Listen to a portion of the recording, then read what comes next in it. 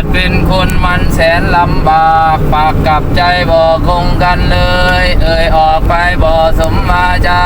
คิดไปมามันเป็นหน้าเบื่อเสื่อใจคนมันจุนใจเอา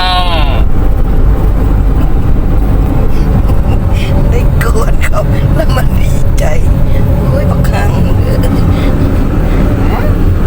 ทางนี้ก็เงาตอนทำนาข้าซื้อดาวเรือง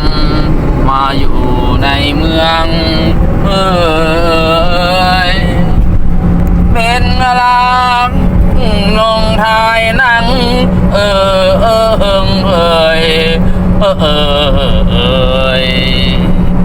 ดาวโรยไม่ใช่ดาวเรือง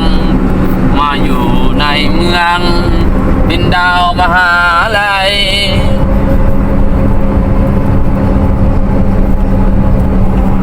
โอ้ยเป็นอะไรลับอ่ะกันค่อยมีเวลาหลายมื้อนี้นะสิเอาก็คักแหละ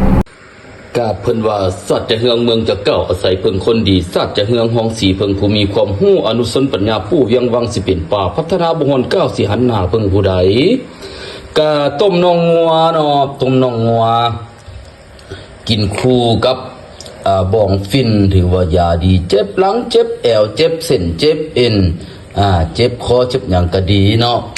กินกับคนหู้ใจคนที่เฮาฮักถึกสตาถึกมกถึกใจก็แซ่บถือว่าขี้หน้าที่เฮาบ่มักก็คือว่ากินบ่แซ่บว่าซั่นซะเนาะถือว่าเห็นแล้วก็ยังกินบ่ลงแต่ว่ากินกับคนที่ฮักที่แพงที่หู้ใจก็กินแซ่บไปเอาอันนี้ก็ว่าซอยแล้วก็ซอยอีกซอยแล้วก็ซอยอีก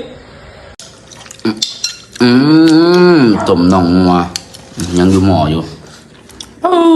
บ้องเนี่ยคักตุกบักใหญ่เด้อนี่